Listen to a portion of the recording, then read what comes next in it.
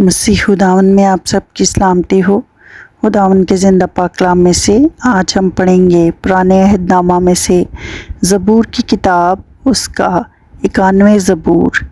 خداوند ہماری پناہ، جو حق تعالیٰ کے پردہ میں رہتا ہے وہ قادر مطلق کے سایہ میں سکونت کرے گا۔ میں خداوند کے بارے میں کہوں گا، وہی میری پناہ اور میرا گڑھ ہے۔ وہ میرا خدا ہے جس پر میرا توکل ہے، کیونکہ وہ تجھے صیاد کے پھندے سے اور مہلک وبا سے چھڑائے گا۔ وہ تجھے اپنے پروں سے چھپا لے گا اور تجھے اس کے بازوؤں کے نیچے پناہ ملے گی۔ اس کی سچائی ڈھال اور سپر ہے۔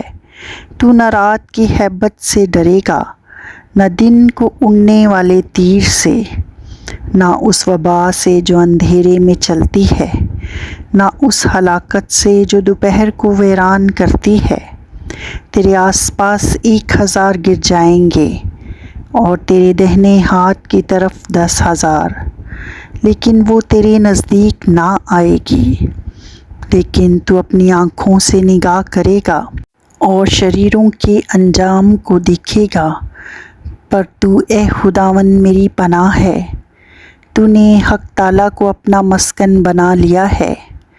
تجھ پر کوئی آفت نہیں آئے گی اور کوئی وبا تیرے خیمہ کے نزدیک نہ پہنچے گی، کیونکہ وہ تیری بابت اپنے فرشتوں کو حکم دے گا کہ تیری سب راہوں میں تیری حفاظت کریں۔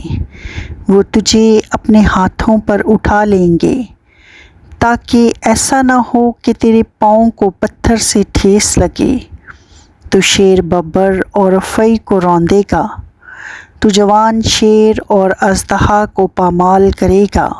خداوند کہتا ہے، چونکہ اس نے مجھ سے دل لگایا ہے، اس لیے میں اسے چھڑاؤں گا۔ میں اسے سرفراز کروں گا، کیونکہ اس نے میرا نام پہچانا ہے۔ وہ مجھے پکارے گا اور میں اسے جواب دوں گا۔ میں مصیبت میں اس کے ساتھ رہوں گا۔ میں اسے چھڑاؤں گا اور عزت بخشوں گا۔